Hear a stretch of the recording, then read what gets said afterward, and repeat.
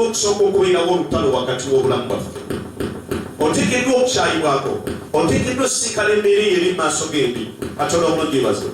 Naye embeera emu eri mu bulamu bwaffe tetugiwangula by experience, tugiwangula emu olw'obugumiikiriza. Ebimu ku bintu ebituwanguza y'engeri gye twakootinga ebintu mu mitwe gyaffe ne bye twagala okuba. Omuntu singa ayagala okubeera n'omwana tafaayo kulumika agenda yita ekigendererwa kyekubeera naki. Yesonga lwaki oyo omukyala akuliraanye omwana eyasooka yamuluma nnyo era n'alayira n'agamba siridda kukola ki. Twebaza Mukama kati ali baana bameka. Kiki ekyamwerabiza ekyasooka? Waliwo essanyu erigenda okujja mu nnyumba lyo likwerabiza ebbanga ly'omaze ng'okaaba mu linnya erya Yesu. Ebintu bino olina kubitegeera n'oba n'ekigendererwa ekinene obulamu bwo. Singa onooba n'ekigendererwa ekinene ogenda kuyitawo. Buli muweereza ali wano olunaku lwaleero kankubuulire abaweereza bangi. Alina okanjogere ku muweereza omu gwe natandika naye omuweereza mukwano gwange nnyo. Musinkanyaawo ennaku ezo nakyalirako. Yali musumba mulamba ng'anaaba mufaninga ssente bwe bali. Yatuuka n'amuleka ogenda kuyimirira lwakisa.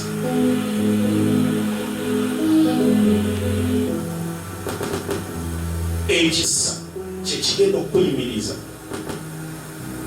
Katonda atuwa ekisa okusinziira kwagala okuli mu mmeeme zaffe. Kababulire ebigambo bino. Obunafu obubeera bw'osaali mu maaso go wano bwe bunafu obubeera munda mugwe ne bw'ojjako olina okwagala okufaanana kutya. Olaba omusajja oyo akuba ennanga kati kyawulira mu mmeeme ye kyakuba ffenna kyekitusikudde. Kikulire kyakuba kiri munda mu ki era ye bw'atyo bwakifiirira. Kati efiiringa eyo gyafiiringa yefiiringa ffe gye tugwamu. Ati waliwo atudde katebe ng'akulira awulira afiiringa dde ye awulira afiiringa wasi. Waliwo omulala ng'awulira afiiringa njiri, waliwo omulala ng'awulira afiiringa kuleekaana. Bayibuli egamba nti mukadde keekamu tufuna ebintu byanjawulo mu tayiro yeetya. Katonda omulungi yeebazibwe. Naye waliwo ebintu ne bwe tuba nga tuzaalibwa okuva mu nda ya nnyaffe mu lunaku lumu. Yakobo ne Esawu baazaalibwa olunaku lutya, naye endowooza zaabwe n'obulamu bwabwe bwali bwanjawulo. Tuyige okutegeera ebintu bye tulina okusheyalinga n'ebintu bye tutasheyalinga. Katonda omulungi yeebazibwe.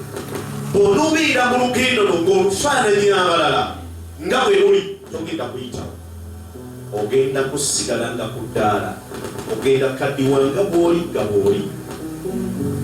Ensi eno mubaddemu abantu bannaggwano ate ne mbambe balukyo. Bayibuli egamba nti kye munaalowoozanga Mukama ky'anaakolanga ki. Kati kiki ky'olowooza oba kiki ky'owuliramu? Mpulira kiri mu ndaali, bunafu ki bw'owulira mu ndaali?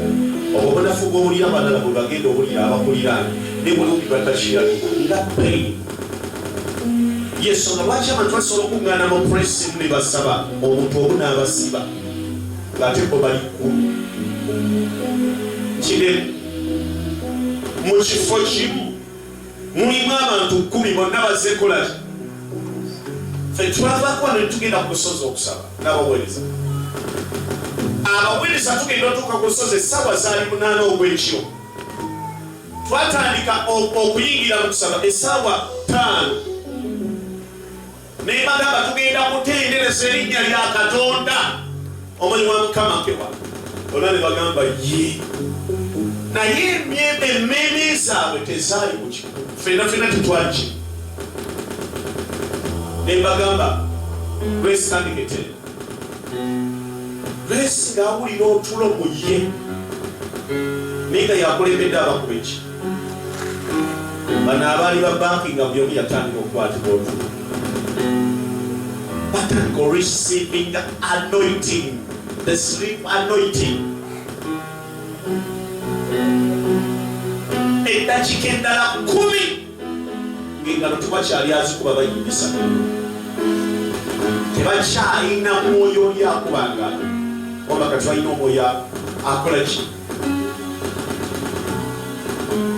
nempuliraza obuzito munze nembagamba tusinze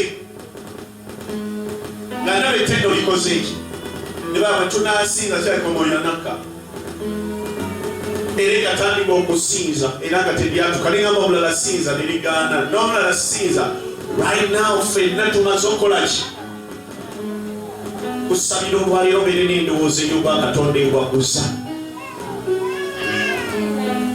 ebintu ebimu bayibuli egamba nti byakuwaguza ebirala byakugumiikiriza kyovula batwetaaga omuyuntu gw'ow'okubikkulirwa atuluŋŋanya season ne time wetuli ekyetaagisa okubeerawo oyo bwabulabulago ojja kukola ebitakolwa mukadde akakyalo nawankwadde nga bituufu ogenda kaabira abatalina buyambi bwekyo kyoyikaabira ogenda kulowooza buli muntu ekikuluma kisobola omuluma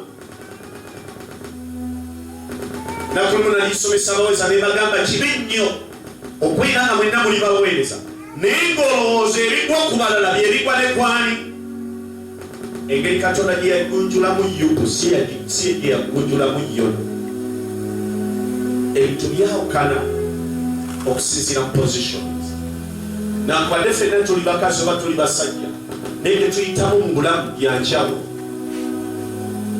katonda omulungi ebazibwe olugendo lwaffe luyinza okwira nga tuli mu lwerumu ffenna tulaga bwayisi ne tutugenda tukkira budde bweru era eriko wayaffe tugenda kubeera yeno